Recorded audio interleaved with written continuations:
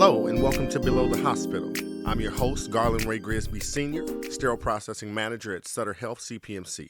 In this podcast, I ask what some might consider hard questions, but what I think are informative questions about the sterile processing profession. Now, I would like to welcome someone to the show who has a wealth of knowledge in the field. Every time I see this guy, we are always laughing at something that I said to get the crowd's attention at a conference. I'm not going to say what that is because that's a joke between he and I. But I'd like to welcome to the show Kenneth Campbell.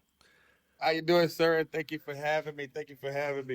Yeah, Garland, I always welcome the chance to sit down and chop it up with you. I always leave, as we always do, is one of those like we never left the space. We're always in that like-minded space. But I appreciate you having me here today so we can chop this up. I think it is a topic that everybody has questions about, but nobody knows where to go look.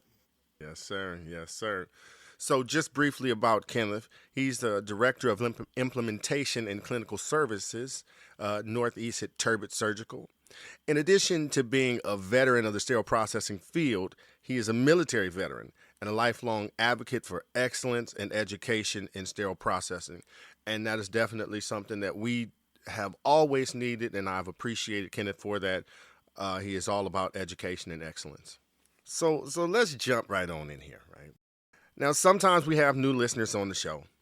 They have absolutely no idea about what we're talking about sometimes, but they're intrigued. So tell us about what steam sterilization is used for. Now, we both have a ton of experience with it, but what are its primary uses in sterile processing? If I'm going for a level of that nobody knows what we're talking about, I'll use it in layman's terms. It is the process by which we turn an ordinary item into a sterile item. For all the people that are their medical show buffs and all that stuff, it's like when that doctor's in surgery and he's asking for those instruments, we prepare those instruments to be in that scenario that he's able to use them. So sterilization means that we're making it sterile so it can be used in like surgical procedures or some other type procedures too, but most people would commonly refer to it for the surgical procedures. Nice, nice. And that's exactly how I explain to people when they're like, "Oh, what do you do? Are you a doctor?" No, I'm not a doctor. and then you go and just explain it, just plain and simple as that, right? So, from a technical perspective, what goes on during the steam sterilization process in an autoclave? Okay, so technically we shut the door, we let it pressurize, and steam, as plain as that, steam that reaches temperatures upward of 270 degrees. So it actually sterilizes the instruments. So think of it as when people put it, if we're still talking to layman's terms, think of it as how when you put something in the oven and you turn that oven heat on and that process is cooking that process, right? So then you wait the desired amount of time, and then you take your items out and you have a prepared meal. In our form of that, we shut the door. We got a set time. We know the temperature is gonna get to. Once that finishes, now we have a sterile product. I mean, keeping it lame as can be, like lame terms, is just a high, you know what I'm saying? It's a high functioning oven when people think about it in terms what they can relate to. It's like, but it uses steam instead of that heat that you get from like a stove oven. We're using steam to sterilize those instruments. Okay. So we started with the person aspect. You shut the door, Look, right? I've learned you got to say You it all. shut you shut the door. So just as important, like what's the start to finish process for an SPD tech for those out there who know or who are new to the field? So if we were walking this from step A to B, so what normally happens is we get what we call a contaminated item. it goes through a decontamination process where we're cleaning that item, getting it ready for, safe for the other techs to handle. It comes through the decontamination process. It goes to what we call our clean side. A tech on that side would then take that item, inspect it, make sure that it's functional. They normally follow in a list of what's supposed to be in that tray so that the doctor has all the tools he needs. They'll prepare that tray to be sterilized, whether that's in a container or it gets wrapped, different whole conversation. But they prepare that tray to be sterilized. Now, once that tray is ready, they pass it off to another function in our department called sterilization. That tech is the one who loads a rack full of these said items. Just like I was saying, when you would place it inside of your oven, we place it in what we call a sterilizer. So that rack goes in. Again, we shut the door, seal that door, pick the correct time, temperature, hit start. It goes through its processes of conditioning. It goes through the process of introducing the steam. It goes through the process of exhausting that steam. And then it goes into what we call a dry cycle. During that dry cycle, all that steam, all that's removed. So when that item comes out, it's bone dry, supposed to be bone dry, and ready for the next step, which is the cool down area. It goes into that area where it cools down to an ambient temperature that's set by the department, normally within 5 degrees of the department, and then it can either go in a sterile storage area or it goes on a cart that's ready for a surgical procedure, or it could be going down into the community and into some of our other ancillary departments that we also provide instruments for. Well, all right then. so, that, so that was a great breakdown, right? That was a great breakdown for everybody to understand, right? Even for those that may even be considering getting into the sterile processing field. Well, there's the breakdown right there. That's what's going to happen. That's what you should expect when you walk in the door. Yeah, I just don't want people to get like, it's not something it's instantaneous. It is a process. And if you are thinking about this field, or even if you're in this field or new to this field, I should say, there are certain steps that we follow through every process. It's not just one. So there are many assets to what we're going to be doing in there. Sterilization is just one of them, but all of those other things are equally important. So just if you are thinking about it, just make sure that, you get a good comprehensive breakdown from whoever is going to teach you, or if you get that OJT, just make sure you're taking advantage of all the knowledge that you have in your departments. Yeah, man.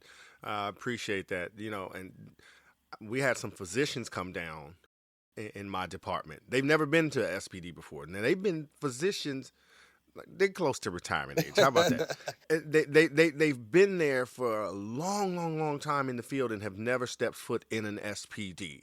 Well, they came down to my department, I want to say about 4 months ago, and they were just looking at their instrument trays just to see what they can eliminate.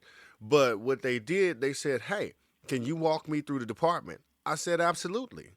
And so we started from where you said, here's the instruments, here's what we call contaminated instruments. So we went through the whole process up back to the case cart, and they didn't understand. They said, "We never knew this is what you guys did to get us what we need for our cases." They told me, "Thank you." I said, "No, don't thank me. Go thank my staff." So, and it was around huddle time. So I brought them over there to my staff for the huddle, and they thanked them because they never thought that we did that much work for them. It's funny. I recently, well, about 2 years now, I did my stint on the HSPA board of directors, and we went to Congress talking to senators and stuff about legislation, right? And it's funny that you mentioned that because we were in rooms with people who sit, in these big seats, and they didn't know this department even exists. They were thinking that every patient got a new set of instruments. They didn't think of reprocessing. So as we're talking to people, they're like, wait, you mean the stuff the doctor uses goes back and is redone? And it was shocking to hear that people in those seats that have had surgeries, have loved ones that have surgeries, did not know that there was a department responsible for that. So it's mind blowing when you say even the doctor in the hospital. Now, somebody outside the hospital, I could hear it and probably be like, okay, I can understand because you're not in that world. But for a doctor to say it, it's one of those like, so you've never come down here, so you've never wondered where your stuff come from. Never wondered. Never wondered. But Never I'm glad wondered. that he did give you staff recognition because we need a lot more of that. Yeah, we do. Yeah, we do. So now let's pivot. You're talking about instruments, right? Reusable medical devices and instruments. Now, what's the importance of steam sterilization in processing those devices? It's probably the last line of defense for the patient. Because again, we're the first line, right? So we can get it clean. We can make sure it's clean, spotless, and all that, but it's still not safe for patient use. It still has to go through this additional step to get us there. So when we talk about steam sterilization, it's one of those steps where one little thing can now say everything you did is invalid. So you have to look at all the pieces of what that steam sterilizer is doing. There's checks that has to be in place. So all these things has to align. When we say we're sterilizing something, that means all parameters have been met for that to be used on a patient. And that's why there's new standards coming out. Y'all, the Amy is talking to people, and we're revising some things and doing some things. But as it pertains to that sterilization piece, that's one of the most important pieces. And then that's why I'm glad they came out with the water stuff and putting people in a mindset where it's more than just steam. How do we get that steam? Is that water viable? All these things. So keeping in mind that it is one of those important steps, but it goes much deeper than pushing a button with a time and a temperature on it. Right. It's not a microwave. It's not a microwave. You know what I'm saying? I'm telling you, it's not a microwave. So that being said, like you just mentioned Amy, right? So and some folks consider it the Bible, Right, right? right, right, right. They consider it their Bible or our Bible. So we talking about ST79. Now, what does Amy ST79 look like for steam sterilization? I mean, it guides you. It's supposed to be, as they say, the one thing that people all have in common. That one thing that every hospital you go to in America should be aligned with. But everything else that we have changes and departments say, hey, well, we have to do it the way this department can do it. But if at the base of everything we're following what ST79 says, then that means that every hospital will at least have some standardization. Now I get it. I just was at somewhere that for the first time in my career, and I can honestly say this, I saw the SFPP cycle on a sterilizer, and it threw me off because I had never seen one in real life. But but if you're talking standardization, what does your IFU say? How are you following it?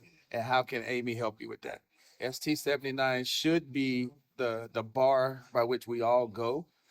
I can tell you that that's not the case, but that's a different conversation, different show. I said, we get down that rabbit hole. This might not ever end today. No, we'll be talking about this till next year. So that's good though. So it's our guidance document, and to your point, I like the verbiage that you use. You should, hospitals Should. because I mean we know we're not supposed to run red lights, but some people still do it, right? Right, right. On purpose. So yeah, well, yeah, Amy ST79, and yes, there's always updates to that. I don't think the conversation ever stops. It comes out and immediately starts getting worked on again. What I think that should happen though, and this is just me, and I don't know how many people share this sentiment. I think we should get away from. I think we should literally get away from saying that it's a suggestive. That is, what I'm saying, like I don't have to follow Amy because it's suggestive.